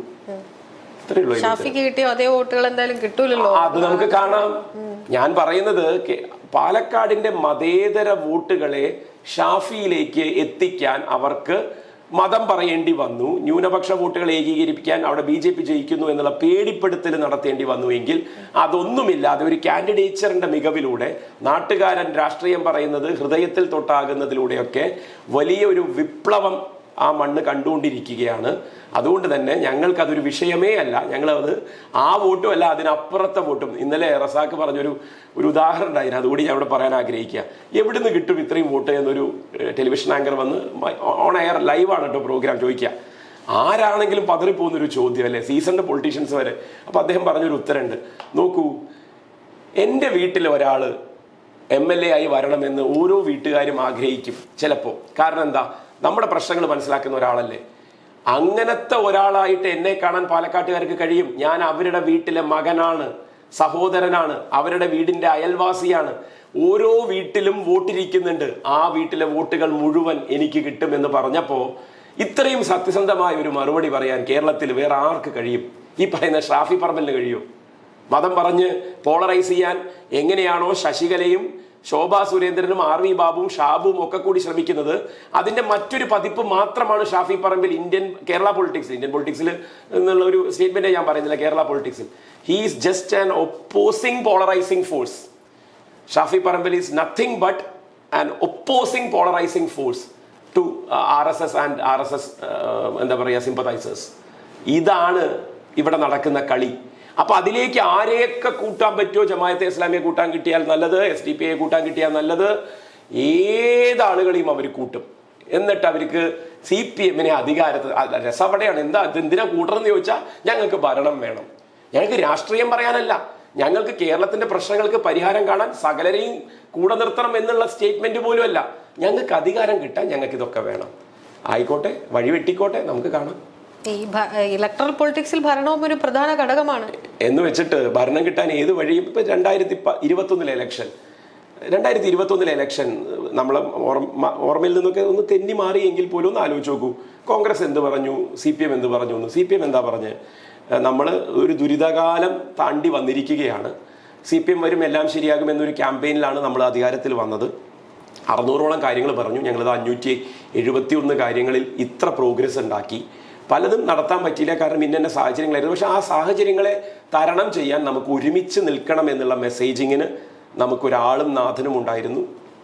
ഒരു മന്ത്രിസഭയുടെ എഫിഷ്യൻസിയെ കേരളം കൃത്യമായി അടയാളപ്പെടുത്തി. ഞങ്ങൾക്ക് ഉറപ്പുണ്ട്, നിങ്ങൾ ഞങ്ങളുടെ ഒപ്പമുണ്ട്. അതാണ് ഉറപ്പാണ് LDF എന്ന് പറയുന്ന മുദ്രാവാക്യം. ജനങ്ങൾ 91 നിന്ന് 99 എത്തിച്ചു. അപ്പുറത്ത് എന്താ കോൺഗ്രസ് പറഞ്ഞ അല്ലെങ്കിൽ UDF പറഞ്ഞത്? ഐശ്വര്യ കേരളം എന്നാണ് അവർ വിളിച്ചത് എന്നാണ് തോന്നുന്നത് ആ ക്യാമ്പയിനെ. എന്നിട്ട് പറഞ്ഞത് ഇവിടെ ഒന്നും നടന്നില്ല, ഇവിടെ ഒന്നും ശരിയായില്ല, ഇവിടെ എന്തെങ്കിലുമൊക്കെ ശരിയാവണമെങ്കിൽ ഞങ്ങൾ വരണം. ഇപ്പം ജനങ്ങൾ വിചാരിച്ചിട്ടുണ്ടാവില്ല ഇതിപ്പോൾ എന്തപ്പോഴും ശരിയാവാതിരുന്നത്. പറ്റാവുന്നതൊക്കെ അവർ ചെയ്തിട്ടുണ്ടല്ലോ. നല്ല ലീഡർഷിപ്പും ഉണ്ടായിരുന്നു. നിങ്ങളുടെ ഇടയിൽ ഞങ്ങൾ അങ്ങനെ നോക്കിയിട്ടൊന്നും കാണുന്നില്ല. 140 സ്ഥലങ്ങളിലും MLA-മാരെ നിങ്ങൾ ഫീൽഡ് ചെയ്തു. ആരെയൊക്കെ ഫീൽഡ് ചെയ്തു നിങ്ങൾക്ക് തന്നെ ധാരണയില്ല. 71 സീറ്റ് എവിടുന്ന് കിട്ടുന്ന അവർക്ക് തന്നെ തമ്മിൽ ഒരേ കണക്കുണ്ടാവില്ല. അതായത് ഇപ്പോഴും ഞാൻ പറയുന്നു, നിങ്ങൾ ദയവ് ചെയ്തിട്ട് ചെയ്യേണ്ടത് എന്താണെന്ന് വെച്ചാൽ, ഞാൻ എപ്പോഴും ഒരു ടെസ്റ്റായിട്ട് പറയുന്നത്, ആ KPCC പ്രസിഡന്റിനെ, ആ പ്രതിപക്ഷ നേതാവിനെ, പിന്നെ മുഖ്യമന്ത്രിയാവാൻ ആഗ്രഹിക്കുന്ന KC വേണുഗോപാലിനെ, മുൻ പ്രതിപക്ഷ നേതാവായിട്ടുള്ള രമേശ് ചെന്നിത്തലേനെ 4 മുറിയിലിരുത്തുക, 4 പേപ്പർ കൊടുക്കുക. 140 മണ്ഡലത്തിൽ കോൺഗ്രസ് ജയിച്ച് 71 ഇടങ്ങളിൽ ജയിച്ച് അധികാരത്തിലേറാൻ പോകുന്ന ആ 71 മണ്ഡലങ്ങൾ ഏത് എന്ന് എഴുതി തരാൻ പറയാം. അപ്പോൾ നമുക്ക് ഒരു ദിവസം മുഴുവൻ നിർത്താതെ ചിരിക്കാനുള്ള വകയുണ്ടാവും ആ 4 പേപ്പറിലും. കാരണം അതിലെ 35 സീറ്റിൽ കൂടുതൽ, അതായത് പകുതി സീറ്റിൽ കൂടുതൽ പോലും ഒരേ സീറ്റുകളായിരിക്കില്ല. അവനവന്റെ മനക്കണക്കാണ് ഇവരുടെ കണക്ക്, ജനങ്ങളുടെ മനക്കണക്കല്ല, ജനങ്ങളുടെ പ്രശ്നങ്ങളുടെ പരിഹാരങ്ങളല്ല. ഇതൊക്കെ ജയിക്കുമായിരിക്കും. ഇതെന്റെ ആളെ നിർത്തിയിട്ടുണ്ടല്ലോ ഞാൻ, അപ്പൊ അവൻ ജയിച്ചു വന്നാൽ എനിക്ക് മുഖ്യമന്ത്രിയാകാൻ പറ്റുമായിരിക്കും. ഈ എൻ്റെ ആളെ ഫീൽഡ് ചെയ്യുന്നതിലാണ് ഇത്തവണ കോൺഗ്രസ് ശ്രദ്ധിച്ചത്. എൻ്റെ ആൾ ആരൊക്കെയാ? കാരണം കൈ പൊക്കുമ്പോൾ അവസാനം ഞാൻ മുഖ്യമന്ത്രി ആയിട്ടില്ലെങ്കിൽ എൻ്റെ ഈ പണിയൊക്കെ വേസ്റ്റ്, 10 കൊല്ലത്തെ 15 കൊല്ലത്തെ കാത്തിരിപ്പ് എന്നുള്ള കണക്കൊക്കെയാണ്. അതിനിപ്പോൾ എനിക്ക് തോന്നുന്നത് ഈ നേതാക്കളുടെ മുഴുവൻ ആയുസ്സിലും അവർക്ക് അങ്ങനെ ഒരു ആഗ്രഹ പൂർത്തീകരണം ഉണ്ടാവുമെന്ന് എനിക്ക് തോന്നുന്നില്ല. കേരള ജനത അതിനുവേണ്ടിയുള്ള ഒരു ജനതയല്ല. കോൺഗ്രസിലെ ഒരാളെ മുഖ്യമന്ത്രിയായി കാണാൻ വേണ്ടിയല്ല മലയാളികളിലെ 3.25 കോടി മനുഷ്യര് അവരുടെ ജീവിതവുമായി മുന്നോട്ട് പോകുന്നത്. അവർക്കതൊരു വിഷയമല്ല. സരിനെ സംബന്ധിച്ച് സരിന് ഇപ്പൊ എന്തായാലും CPM ജയിക്കും, അധികാരത്തിലേറും. ഞാൻ പറഞ്ഞു ഇതുവരെ അങ്ങനെ ഞാൻ പറഞ്ഞിട്ടില്ല. ചിന്തിക്കുന്നുണ്ടാവുക, ആഗ്രഹിക്കുന്നുണ്ടാവുക. ഒരു പക്ഷെ മറിച്ചാണ് സംഭവിക്കുന്നതെങ്കിൽ കോൺഗ്രസ് എത്ര സീറ്റ് നേടുമെന്നാണ് പ്രതീക്ഷ? മറിച്ചാണ് സംഭവിക്കുന്നത് എങ്കിൽ എന്നല്ല, ഞാൻ അതിന്റെ കൃത്യമായ കണക്ക് പറയാം. നോക്കൂ, കോൺഗ്രസ് ഇപ്പോഴുള്ളത് 42-ലാണ്. 41 ആ നിലമ്പൂർ ഉപതെരഞ്ഞെടുപ്പ് ഞങ്ങളുടെ സീറ്റിൽ നിന്ന് അവരുടെ ജയിച്ചു എന്നുള്ള 42. ഞങ്ങൾ 99 നിന്ന് 98. കേവല ഭൂരിപക്ഷം 71. കോൺഗ്രസിന് 30 സീറ്റ് കൂടുതൽ വേണം. 30 സീറ്റ്, അതായത് ഇപ്പോൾ ഉള്ള സീറ്റിന്റെ അത്രയും, ഏകദേശം 40-30 തമ്മിലാകെ 10 സീറ്റിന്റെ വ്യത്യാസം. ഞങ്ങൾക്ക് 98 നിൽക്കുന്നു. ഞാൻ 99 എന്നുള്ള കണക്കേ വിട്ടു. 28 സീറ്റുകൾ വരെ പുറകിലേക്ക് പോകാനുള്ള ഒരു ബാൻഡ് വിഡ്ത്ത്, ഞാൻ അതിനെ അങ്ങനെയാണ് പറയുന്നത്. ഞങ്ങൾ പക്ഷെ ഫീൽഡിൽ ഇരിക്കുന്ന കാൻഡിഡേറ്റ്സിനെ ശ്രദ്ധിച്ചോ? ഉദാഹരണത്തിന് പറവൂര് ഞങ്ങൾ ആരെയാണ് മത്സരിപ്പിക്കുന്നത്? തൊട്ടപ്പുറത്തെ ജില്ലയാണ്, തൊട്ട് ബൗണ്ടറി ഷെയർ ചെയ്യുന്ന കയ്പമംഗലത്തെ എണ്ണം പറഞ്ഞ ജനകീയനായ ടൈസൺ മാഷെ. എന്തിനാ? പ്രതിപക്ഷ നേതാവിനെ ഞങ്ങൾ അവിടെ മുട്ടുകുത്തിക്കും. നിങ്ങൾ ഈ 42 തികയ്ക്കാൻ നോക്കുന്ന പറഞ്ഞു. ഞങ്ങൾ ആരെയാ പേരാവൂര് ഫീൽഡ് ചെയ്തിരിക്കുന്നത്? KK Shailaja teacher. എന്തിനു വേണ്ടിയായിരിക്കും? നിങ്ങൾ എഴുതി വെച്ചോളുക, ഈ ഇന്റർവ്യൂവിന്റെ ഭാഗം എടുത്തു വെച്ചോളുക. എന്നിട്ട് 4-ാം തീയതി എയർ ചെയ്യണം. ഈ പേരാവൂരും പറവൂരും 2 LDF തൂക്കും, 2 ഞങ്ങൾ തൂക്കും. അപ്പോ ഇവര് 42 എത്രത്തോളം താഴേക്ക് പോകുന്നു എന്നുള്ളത്. ഇരിക്കൂർ പോലൊരു മണ്ഡലം, അതേ സ്വഭാവമുള്ള പേരാവൂർ മണ്ഡലം, ഏകദേശം നമുക്കറിയാം അവിടുത്തെ മലയോര ക്രിസ്ത്യൻ വോട്ടുകളാണ് ഏറ്റവും പ്രധാനപ്പെട്ട വോട്ടാണ്. അതിന് നമ്മൾ വില കുറച്ച് കാണാനേ പറ്റില്ല. ക്രിസ്ത്യൻ പരമ്പരാഗത കോൺഗ്രസ്സുകാരുള്ള മണ്ഡലമാണ് പേരാവൂര്. അവിടെ നിങ്ങൾ എത്രയാണ് പ്രതീക്ഷ? കഴിഞ്ഞ എത്ര സണ്ണി ജോസഫിന്റെ ഭൂരിപക്ഷം അറിയോ? 3700 വോട്ടാണ്. 3000. പിന്നെ സുധാകരൻ ഇരിക്കണു കണ്ണൂര്. സുധാകരൻ, ഗർജിക്കുന്ന കണ്ണൂരിന്റെ സിംഹം. അദ്ദേഹത്തിന്റെ ഗർജനം ഏതൊക്കെ കോട്ടകളെ പുഴക്കുന്നു നമുക്കറിയോ? കോൺഗ്രസിന്റെ കോട്ടകൾ എന്തായാലും പുഴങ്ങാൻ പോകുന്നത് നമുക്കറിയാലോ. മുറിവേറ്റ സിംഹമാണ്. ആ മുറിവേറ്റ സിംഹത്തിന്റെ ഗർജനം എന്തൊക്കെ അവിടെ കാട്ടിക്കൂട്ടുന്നുള്ളത് ഉള്ളിൽ ചിലപ്പോൾ നമ്മൾ പുറത്തേക്ക് അറിയുന്നുണ്ടാവില്ല. ഞങ്ങൾ അതിനൊന്നും അല്ല ഡിപ്പെൻഡ് ചെയ്യുന്നത്. മാജിക്കൊന്നും അല്ലെന്നേ, അത് ഗ്രൗണ്ടിൽ പണിയെടുത്തവരുടെ വിജയമാണ്. നിങ്ങൾ എന്തിനാ അതിനെ മാജിക് എന്നും വിസ്മയം എന്നും? അത് അയാളുടെ വൃത്തികെട്ട അപ്പൊളിറ്റിക്കൽ വാക്കാണ്. ജനാധിപത്യത്തിൽ വിസ്മയം അത്ര സൃഷ്ടിക്കാൻ പോകുന്നത് എന്ത് തേങ്ങ വിസ്മയം? ജനാധിപത്യത്തിൽ പണിയെടുത്തവർ ഉണ്ടാക്കിയെടുക്കുന്ന റിസൾട്ടാണ്. അല്ലാതെ വിസ്മയം എന്നുള്ള വാക്കില്ല. വിസ്മയങ്ങളെല്ലാം അവനവന്റെ നാശത്തിനായിരിക്കും. അമ്പലപ്പുഴയിൽ കൊണ്ടുവന്നിട്ടുണ്ടല്ലോ ഒരു വിസ്മയം, ഒറ്റപ്പാലത്ത് കൊണ്ടുവന്നിട്ടുണ്ടല്ലോ, തളിപ്പറമ്പിലും പയ്യന്നൂരിലും കൊണ്ടുവന്നിട്ടുണ്ടല്ലോ. സകല സ്ഥലങ്ങളിലും കോൺഗ്രസ് 3-ാം സ്ഥാനത്തേക്ക് പോകുന്നത് കാണും. അമ്പലപ്പുഴയിൽ BJP കോൺഗ്രസിനേക്കാൾ വോട്ട് പിടിച്ചാത്ത സ്ഥിതി എന്താ? ഞാൻ ഒറ്റപ്പാലത്ത് എഴുതി വെക്കാൻ കാരണം ഞാൻ മത്സരിച്ച ഒരു മണ്ഡലമാണ്, എൻ്റെ നാടാണ്, എൻ്റെ ജില്ലയാണ് ഒക്കെ കൊണ്ട് ഞാൻ പറയുന്നു. അവിടെ PK ശശി എന്ന് പറയുന്ന തെങ്ങിൻതോപ്പ് ചിഹ്നത്തിൽ മത്സരിക്കുന്ന മഹാൻ 3-ാം സ്ഥാനത്തേക്ക് പിന്തള്ളപ്പെടും ഒറ്റപ്പാലത്ത്. ആറന്മുളയിൽ ഓക്കെ. എന്താ വീണ ജോർജിനോട് ഇത്ര കലിപ്പാതിരിക്കും? എനിക്ക് കലിപ്പൊന്നുമില്ല. പെട്ടെന്ന് ഞാൻ പറഞ്ഞ വിഷയത്തിൽ നേരെ ആറന്മുളയിലേക്ക് വരുന്നത് നിങ്ങളുടെ പ്രതീക്ഷ വളരെ കംഫർട്ടബിൾ ആയിട്ട് അതിനെ അങ്ങോട്ട് കൊണ്ടുപോയതുകൊണ്ടാണ് ഞാൻ ചോദിക്കുന്നത്. ആറന്മുളയിലൊക്കെ പത്തനംതിട്ട ജില്ലയിൽ 5 സീറ്റുകൾ ഉള്ളതിൽ 5ഉം ഇപ്പൊ LDFന്റെ കൈകളിലാണ്. അതിൽ ജയിക്കണം എന്നൊക്കെ ആഗ്രഹം കൊണ്ടായിരിക്കാം പാപം എന്താ പറയാ യൂത്ത് കോൺഗ്രസിന്റെ ഉപാധ്യക്ഷനായിരുന്നു, ഇപ്പൊ വേറെ എന്തൊക്കെയോ പദവിയൊക്കെ കിട്ടിയെന്ന് തോന്നുന്നു. രാഹുൽ മാങ്കൂട്ടത്തിലിനെ പിന്നിൽ നിന്ന് കുത്തിയത് ഈ സ്ഥാനാർത്ഥിയാണെന്നൊരു അടക്കം പറച്ചിലുണ്ട് കോൺഗ്രസിൽ. പണ്ടാരൊക്കെയോ അവരുടെ സ്റ്റേറ്റ് വാട്സാപ്പ് ഗ്രൂപ്പില് കട്ടപ്പ ബാഹുബലിയെ പിന്നിന്ന് കുത്തണ ഫോട്ടോ ഇട്ടു എന്ന് രാഹുൽ മാങ്കൂട്ടത്തിനെതിരെ അലിഗേഷൻ വന്നപ്പോ. എന്താ അതിന്റെ അർത്ഥം എനിക്ക് മനസ്സിലായില്ല. അതിലേക്കോ പ്രേക്ഷകർക്കോ മനസ്സിലാക്കിക്കോട്ടെ. കോൺഗ്രസ്സുകാര് ഇപ്പൊ കോൺഗ്രസ്സുകാർ ചെയ്യുന്നൊരു എനിക്ക് ചിരി വരുന്നു എന്ന് പറയുമ്പോൾ ഇപ്പൊ കോൺഗ്രസ്സുകാർ എന്താ ചെയ്തോണ്ടിരിക്കുക? പാച്ച് വർക്ക് നമ്മൾ പറയില്ലേ, അത് ചെയ്തോണ്ടിരിക്കുക. എന്ന് വെച്ച് കഴിഞ്ഞാൽ സ്ഥാനാർത്ഥി ആയവനിട്ട് പണി കൊടുക്കാൻ നിൽക്കുന്നവരെ മുഴുവൻ പിന്തിരിപ്പിക്കുക എന്നുള്ള പണിയിലാണ് കോൺഗ്രസിന്റെ സംഘടനാ ചുമതലയുള്ള അഖിലേന്ത്യാ സെക്രട്ടറി.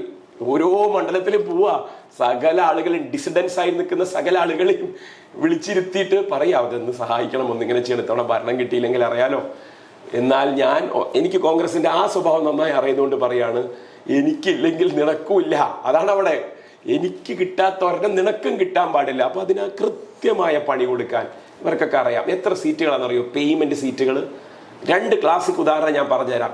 ഞാൻ നേരത്തെ പറഞ്ഞല്ലോ BS അനൂപ് എന്നുള്ള പേര് ഞാൻ പറഞ്ഞപ്പോൾ എനിക്ക് വളരെ റെസ്പെക്ട് ഉണ്ട് BS അനൂപിനോട്. ഞങ്ങൾ ഒരേ കാലത്ത് സഹഭാരവാഹികളായിരുന്ന യൂത്ത് കോൺഗ്രസിന്റെ സംസ്ഥാന സെക്രട്ടറിമാർ. അനൂപ് കഴിഞ്ഞവണ ചിറയൻകീഴ് എന്ത് നല്ല ഫൈറ്റ് നടത്തിയറിയോ കോൺഗ്രസിന് വേണ്ടി ഒരു ഇടതുപക്ഷ കോട്ടയിൽ. അവിടെ രമ്യ ഹരിദാസിനെ കെട്ടിയിറക്കിയപ്പോൾ അനൂപിലെ കോൺഗ്രസ്സുകാരൻ വിഷമിച്ചുകൊണ്ടൊക്കെയാണ് പത്രസമ്മേളനം നടത്തിയത്. പക്ഷെ ഞാൻ നേരത്തെ പറഞ്ഞ സ്വഭാവം പെട്ടെന്ന് BJP പോകാൻ ഒരു മടിയില്ല. അത് ഒരു കോമൺ പ്രവണത ആയതുകൊണ്ട് വേഗം BJP പോയി സീറ്റ് വാങ്ങി. ഇവിടെ വടക്കാഞ്ചേരി എന്ന് പറഞ്ഞൊരു സീറ്റിൽ ഒരു വൈശാഖ് എന്ന് പറയുന്ന ഒരു കക്ഷിയുണ്ട്. 36 വയസ്സ് 37 വയസ്സൊക്കെ ഉള്ളൂ തോന്നുന്നു. ഇതൊക്കെ എന്തിന്റെ പേരിലാണ് ഈ സീറ്റ് കിട്ടിയെന്നറിയോ? ആ സീറ്റ് കിട്ടിയവർക്ക് എതിരെ ഈ 2 മണ്ഡലങ്ങൾ ഉദാഹരണം പറഞ്ഞതേ. എനിക്ക് എല്ലാ ജില്ലയിലും 1-2 മണ്ഡലങ്ങൾ കൃത്യമായി പേരെടുത്ത് പറയാനുള്ള ഉദാഹരണങ്ങൾ എൻ്റെ കയ്യിലുണ്ട്. നമ്മുടെ സമയക്കുറവുകൊണ്ടും ഇപ്പം അങ്ങനത്തെ ഒരു ചർച്ചയിലേക്ക് പോകണ്ട എന്നുള്ളതും കൊണ്ടാണ്. റിസൾട്ട് വരുമ്പോൾ നമുക്കിതൊക്കെ വായിച്ചെടുക്കാം. ഈ സ്ഥലങ്ങളിലൊക്കെ ദുരന്തങ്ങൾ ഉണ്ടാകും. കാരണം എന്തിൻ്റെ പേരിലാണ് സീറ്റ് കിട്ടിയെന്ന് അറിയാത്ത ഒരു 20ഓളം കാൻഡിഡേറ്റ്സിനെ കോൺഗ്രസ് ഫീൽഡ് ചെയ്തിട്ടുണ്ട്. ഡിസേർവിംഗ് ആയിട്ടുള്ള 20ഓളം പേര് മാറ്റി നിർത്തപ്പെട്ടു എന്നാണ് അതിൻ്റെ അർത്ഥം. അവര് തന്നെ കലാപം ഉയർത്തണം അതേ സീറ്റുകളിൽ എന്നല്ല. ഇത് എല്ലാവിടെയുള്ള പാറ്റേൺ ആയതുകൊണ്ട് ആർക്കിട്ട് പണി കൊടുക്കും എന്നുള്ളത് കണ്ടറിയാം. ജി സുധാകരനെ കുറെ കൂടെ ഒക്കെ പരിഗണിക്കേണ്ടതില്ല. എനിക്ക് കുറെ കൂടെ വ്യക്തിപരമായിട്ട് എത്രയോ നാളായിട്ട് അറിയുന്ന ഒരു നേതാവാ. കുറച്ചുകൂടെ പരിഗണിക്കാറില്ലേ? എന്താക്കേണ്ടത് ഞാൻ പറയട്ടെ. ആ കാര്യത്തിൽ നിലപാട് പൂർണ്ണമായും ശരിയാണ്. ഞാൻ പറയട്ടെ, SFIയുടെ സംസ്ഥാന ശരിയാണ്. അദ്ദേഹത്തിന് പാർട്ടി എല്ലാ ഈ പറഞ്ഞ പോലെ ഐഷ പോറ്റി കൊടുത്ത പോലെ തന്നെ എല്ലാ അംഗീകാരങ്ങളും കൊടുത്തു, എല്ലാ സ്ഥാനമാനങ്ങളും കൊടുത്തു, എല്ലാം ശരിയാണ്, ഞാൻ അംഗീകരിക്കുന്നു. പക്ഷെ ഇത്രയും മുതിർന്നൊരു നേതാവാണ് അദ്ദേഹം. അവിടെ ആലപ്പുഴക്കാർക്ക് ഈ പറയുന്ന പോലെ അങ്ങനെ മറക്കാൻ പറ്റുന്ന ഒരാളല്ല ജി സുധാകരൻ. അദ്ദേഹത്തെ അത്രമാത്രം മാറ്റി നിർത്തപ്പെടേണ്ട, വെറുക്കപ്പെടേണ്ട ഒരു അവസ്ഥയിലാണ് ഈ ഇലക്ഷന് സംസാരങ്ങളെല്ലാം പോകുന്നത്. അങ്ങനെ ഒരാളാണോ? അല്ല, ഞാൻ പറയട്ടെ, അതിന് ആലപ്പുഴ ജില്ലയിൽ നിന്ന് തന്നെയുള്ള അദ്ദേഹത്തിന്റെ വീട്ടിൽ നിന്ന് 10 കിലോമീറ്റർ പോലും ദൂരത്തിലല്ലാത്ത സംസ്ഥാന SFIയുടെ സംസ്ഥാന പ്രസിഡന്റ് ശിവപ്രസാദ് അതിന് ഒരു 15 മിനിറ്റ് എടുത്ത് വളരെ വ്യക്തമായൊരു മറുപടി തന്നു.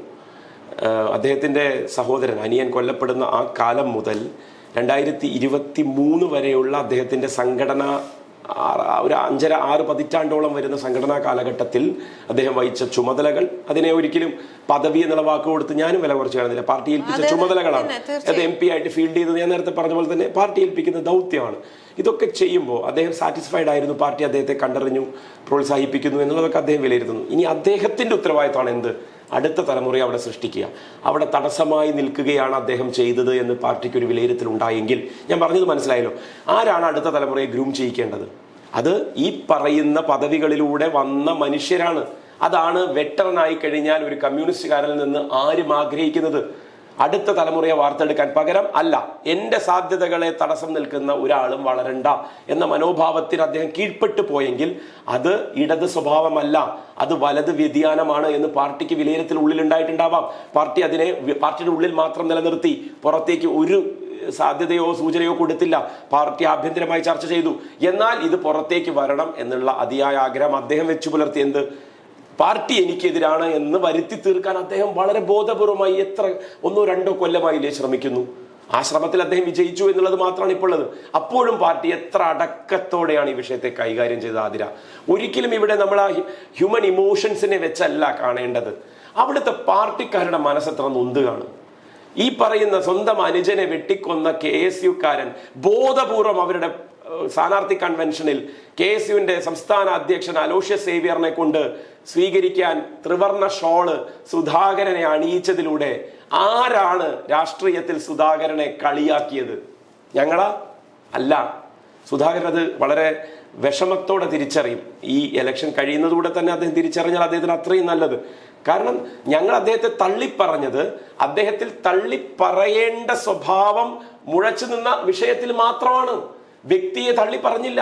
അദ്ദേഹം മുന്നോട്ട് വെക്കുന്ന വിഷയത്തിൽ അദ്ദേഹം വളരെ കൃത്യമായി അപ്പൊളിറ്റിക്കൽ ആവുന്നു, സെൽഫ് സെന്റേർഡ് ആവുന്നു. ഇത് രണ്ടും ഇടതുപക്ഷം വെച്ച് പൊറുപ്പിക്കില്ല. 15 മാസം കൊണ്ട് എനിക്ക് ഇത്ര ക്ലാരിറ്റിയോടുകൂടി പറയാൻ പറ്റുമെങ്കിൽ ആ സംഘടനയ്ക്കകത്ത് പതിറ്റാണ്ടുകൾ പിൻപറ്റിയ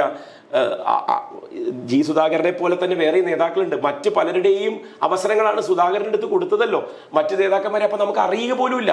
മാറി നിന്ന് കൊടുത്ത മനുഷ്യരുണ്ട്. ഇതിനേക്കാൾ കാലിബർ ഉണ്ടാകാം, ഇതിനേക്കാൾ സംഘടനാ വൈഭവം ഉണ്ടാകാം. പക്ഷെ പാർട്ടി അവസരം കൊടുക്കാത്തപ്പോൾ അവർ തഴയപ്പെട്ടു എന്നുള്ളൊരു ഫീലിംഗ് അല്ല അവരുണ്ടായത്. അവർക്ക് ഏൽപ്പിച്ച ഉത്തരവാദിത്തങ്ങളിലൂടെ അവർ ഇതേ സമകാലീനരായി ഇതേ പ്രായത്തിൽ ഇപ്പൊ അവിടെ ഉണ്ടാകും. അവരുടെ പേര് നമ്മൾ ചർച്ച ചെയ്യുന്നില്ല. നമ്മൾ ആകെ ചർച്ച ചെയ്യുന്നത് ഒരു സുധാകരന്റെ പേരായതുകൊണ്ട് പാർട്ടിയെ സുധാകരനിലേക്കോ അല്ലെങ്കിൽ TK ഗോവിന്ദനിലേക്കോ ഒന്നും ചുരുക്കാൻ ഈ പാർട്ടി സമ്മതിക്കില്ല. ഞാനങ്ങനെ ചുരുക്കാനൊന്നും ശ്രമം നടത്തിയിട്ടില്ല. പക്ഷെ സുധാകരനെ നമുക്ക് മാറ്റി നിർത്താൻ പറ്റില്ല എന്നുള്ള അഭിപ്രായം ഞാൻ വളരെ വ്യക്തമായ ഉത്തരം തന്നു എന്നാണ് എന്റെ വിലയിരുത്തൽ. ഓക്കെ, അപ്പൊ അങ്ങനെയാണ്. ഈ വരുന്ന തെരഞ്ഞെടുപ്പിൽ എത്ര സീറ്റാ പ്രതീക്ഷിക്കുന്നത്?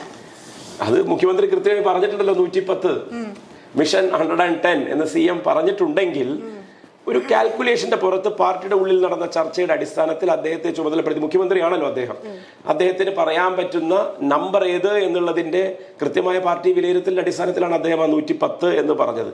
ആ പറഞ്ഞതിലൊരു ഞാൻ പറയില്ല, നമ്മൾ ഈ അരിത്മെറ്റിക് പ്രോഗ്രഷൻ, ജോമെട്രിക് പ്രോഗ്രഷൻ എന്ന് പറയല്ലോ, സീക്വൻസ് നമ്പേഴ്സിന്റെ. അപ്പൊ 91 99 ആക്കാൻ 5 കൊല്ലം കൊണ്ട് പറ്റിയെങ്കിൽ 99 110 ആക്കാൻ 10 കൊല്ലം കൊണ്ട് പറ്റും. അതാണ് ഇടതുപക്ഷം. ഓരോ മണ്ഡലത്തിലും നിർത്തിയ സ്ഥാനാർത്ഥികളെ വെച്ച് നോക്കിയാൽ അതിനുള്ള സാധ്യത കാണുന്നുണ്ട് എന്നുള്ളത് വളരെ കൃത്യമായി ഞാൻ പറയുകയാണ്. ഇപ്പൊ ഉദാഹരണത്തിന് വേങ്ങര, നിങ്ങൾ KM ഷാജി എന്നുള്ള പേര് ഈ കഴിഞ്ഞ 10 ദിവസമായിട്ട് എവിടെയെങ്കിലും കേട്ടോ? ഇല്ല. എന്താണെന്നറിയോ? വേങ്ങരയിൽ തന്നെ കടന്ന് മറിയ സബാഹ് എന്ന് പറയുന്ന ഞങ്ങളുടെ ഇടതുപക്ഷ സ്വതന്ത്ര സ്ഥാനാർത്ഥി അവിടെ ഉണ്ടാക്കുന്ന ഓളത്തിനെ പിടിച്ചു കെട്ടാൻ പാവം KM ഷാജിക്ക് പറ്റുന്നില്ല. മുസ്ലിം ലീഗ് മത്സരിക്കുന്ന മറ്റ് 26 മണ്ഡലങ്ങളിൽ നടന്ന് പ്രസംഗിക്കേണ്ടതാ. മതമാണ് മതമാണ് മതമാണ് പ്രശ്നം എന്ന് പ്രസംഗിക്കേണ്ട KM ഷാജി പാവം വേങ്ങരയിൽ പറഞ്ഞുകൊണ്ട് നടക്കുക. എന്ത്? മതമല്ല മതമല്ല മതമല്ല പ്രശ്നം എന്ന്. ഈ ഗതികേടാണ് മുസ്ലിം ലീഗ് വിളിച്ചു വരുത്തിയിരിക്കുന്നത് മലപ്പുറം ജില്ലയിൽ. നിങ്ങൾ വിചാരിക്കും മലപ്പുറം ജില്ലയിലേക്ക് ക്ലീൻ സ്വീപ്പാണെന്ന്. താനൂരിൽ നിന്ന് തിരൂരിൽ മുസ്ലിം ലീഗിന് ക്ലീൻ സ്വീപ്പാണെന്ന്. 16 UDF എന്നൊക്കെയാണല്ലോ അച്ചു നിരത്തുന്നത് പല ചാനലുകളും. ഇപ്പൊ താനൂരിൽ നിന്ന് തിരൂരിലേക്ക് അബ്ദുറഹ്മാൻ പേടിച്ചോടി എന്നാണല്ലോ. തവനൂരിൽ വീണ്ടും KT ജലീലിനെ നിർബന്ധിപ്പിച്ചു എന്നാണല്ലോ. പൊന്നാനിയിൽ ഇതാ ഇന്ന ആൾക്ക് കൊടുക്കാതെ വേറെ ആൾക്ക് കൊടുത്തു എന്നാണല്ലോ. ഇതൊക്കെ ഞങ്ങൾ പിടിക്കുകയും ചെയ്യും. പെരിന്തൽമണ്ണ പൊളിറ്റിക്കൽ സീറ്റാണ്, ഞങ്ങൾ ഫൈറ്റ് ചെയ്യും, ഞങ്ങൾ നേടാനുള്ള ശ്രമം നടത്തുന്നുണ്ട്. നിലമ്പൂരും വണ്ടൂരും നിങ്ങൾ ഇലക്ഷൻ റിസൾട്ട് കഴിയുമ്പോൾ കണ്ടുകൂടെ എന്തുണ്ടാവും പോണെന്ന്. ഈ കോൺഗ്രസ്സുകാർ പറയുന്ന ആദ്യം തോക്കുന്ന മന്ത്രി വീണ ജോർജ് ആണെന്നാണ്. നിങ്ങൾ വീണ്ടും പോകുന്നു വീണ ജോർജ്? നിങ്ങൾക്ക് എന്തോ പ്രശ്നമുണ്ട് വീണ ജോർജ്? ഞാൻ വീണ മിനിസ്റ്ററോട് പറയുന്നുണ്ട്, ആദ്യം തോക്കുന്ന മിനിസ്റ്റർ വീണ ജോർജ് ആയിരിക്കുമ്പോ പ്രബാൽ വോട്ട് ഉണ്ടുമ്പോഴേ തോക്കുന്നാണ് അദ്ദേഹം എന്റെ അടുത്ത് പറഞ്ഞത്. പിന്നെ നോക്കൂ, അവർക്കെതിരെ എന്ത് അടിസ്ഥാനം ഉള്ള ആരോപണം നടന്നത്? അടിസ്ഥാനമില്ലാത്ത മുഴുവൻ ആരോപണം അവർ നേരിട്ടു. സത്യമാണ്, ഞാനത് അംഗീകരിക്കുന്നു. ഒരു ആരോപണത്തിനും അടിസ്ഥാനമില്ല. കാരണം ആരോഗ്യരംഗം എന്ന് പറഞ്ഞാൽ വളരെ ട്രിക്കി ആയിട്ടുള്ള ഒരു വിഷയം തന്നെയാണ്. അപ്പം ചികിത്സാ പിഴവ് എന്നുള്ള വാക്ക്, അല്ലെങ്കിൽ ചികിത്സാ സൗകര്യങ്ങളുടെ കുറവ്, ഡോക്ടർമാരുടെ പ്രശ്നങ്ങൾ, നഴ്സുമാരുടെ പ്രശ്നങ്ങൾ, പല വിഷയങ്ങളും. ഞാനൊരു മെഡിക്കൽ ഫീൽഡിൽ നിന്ന്, സർക്കാർ മെഡിക്കൽ കോളേജിൽ നിന്ന് പഠിച്ചു വന്ന ആളാണ്. കോഴിക്കോട് മെഡിക്കൽ കോളേജ് പോലെയുള്ള അങ്ങനത്തെ ഒരു സ്ഥലത്ത് നിന്ന് വന്നതുകൊണ്ട് തന്നെ എനിക്കിതിൻ്റെ സങ്കീർണതകൾ ഉൾക്കൊള്ളാൻ കഴിയും. അപ്പം ഞാൻ പറയുന്നത്, അതിനെ വളരെ തന്മയത്വത്തോടെ ഡീൽ ചെയ്യാൻ കഴിഞ്ഞ 5 കൊല്ലം കൊണ്ട് അവർക്ക് സാധിച്ചു. അവരിൽ ആകെ നിങ്ങൾക്ക് എന്തെങ്കിലും ഒരു കുറവ് പറയാൻ പറ്റുമെങ്കിൽ അവരൊട്ടും ഡിപ്ലോമാറ്റിക് അല്ലാതെ തന്നെ ആ കാര്യങ്ങൾ എല്ലാവരോടും പറഞ്ഞിരുന്നത്. എന്ന് വെച്ച് കഴിഞ്ഞാൽ പ്രത്യേകിച്ച് പത്രക്കാരുടെ, കാരണം അവരൊരു സ്വയം ഒരു പത്രപ്രവർത്തകയാണ്. അപ്പോൾ അവർക്ക് ആ കെട്ടുകാഴ്ചയുടെ ആ ഒരു ആർഭാടം വേണ്ടാന്ന് അവർ തീരുമാനിച്ചിരുന്നു. വളരെ സത്യസന്ധമായി ക്യാമറയുടെ മുന്നിൽ അവരുടെ ബോഡി മാനറിസംസ് അവർ കൺവേ ചെയ്തിരുന്നു. അതിനെയാണ് നിങ്ങൾ ഈ പറയുന്ന പ്രശ്നങ്ങളായിട്ട് കഴിഞ്ഞ 5 കൊല്ലവും ചിത്രീകരിച്ചത്. അത് ഒരുപക്ഷെ കെ ശൈലജ ടീച്ചറുമായിട്ടുള്ള ഒരു കോൺട്രാസ്റ്റ് ആയിരിക്കാം. അതിനർത്ഥം അവരുടെ എഫിഷ്യൻസിനെ നിങ്ങൾ അതുകൊണ്ടാണ് ഉളക്കേണ്ടത്? അല്ല. അവരാ ആ സെക്ടറിൽ, ആ പറയുന്ന അവരുടെ പോർട്ട്ഫോളിയോയിൽ ഹെൽത്ത് മിനിസ്റ്റർ എന്നുള്ള രീതിയിൽ അവർ നടത്തിയ ഇടപെടൽ ഏറ്റവും മികച്ച രീതിയിൽ തന്നെയാണെന്ന് കേരളം വിലയിരുത്തും. അതിൻ്റെ ആ വിലയിരുത്തൽ തന്നെയാണ് ആറന്മുളയിൽ അവർ ജയിക്കണം എന്നുള്ളതിൻ്റെ ഞങ്ങളുടെ നിർബന്ധം. അവിടെ അതുകൊണ്ടൊന്നും അവരെ തോൽപ്പിക്കാനുള്ള എന്തെങ്കിലും ആഗ്രഹം ആരെങ്കിലും വെച്ച് പുലർത്തുന്നുണ്ടെങ്കിൽ, നിങ്ങളിപ്പോൾ പറഞ്ഞ സ്റ്റേറ്റ്മെൻറ്റ് വേറൊരു കോൺഗ്രസ്സുകാരൻ്റെ സ്റ്റേറ്റ്മെൻ്റ് ആണല്ലോ, എന്ത് ബാലറ്റ് പേപ്പർ എണ്ണുമ്പോഴേക്കും ഞങ്ങൾ ബാലറ്റ് പേപ്പർ എണ്ണി ആദ്യത്തെ റൗണ്ട് മുതൽ കൺസിസ്റ്റൻ്റായി ലീഡ് എടുത്ത് ഞങ്ങൾക്ക് ജയിപ്പിക്കണമെന്ന് ഞങ്ങളുടെ നിർബന്ധ ബുദ്ധി പ്രവർത്തിക്കുന്ന ഒരു മണ്ഡലം തന്നെയാണ് ആറന്മുള എന്ന് കൂട്ടിക്കോളൂ. അപ്പൊ അങ്ങനെയാണ് വരുന്ന ഇലക്ഷനിൽ എല്ലാ ഭാവങ്ങളും. സന്തോഷം. Thank you so much.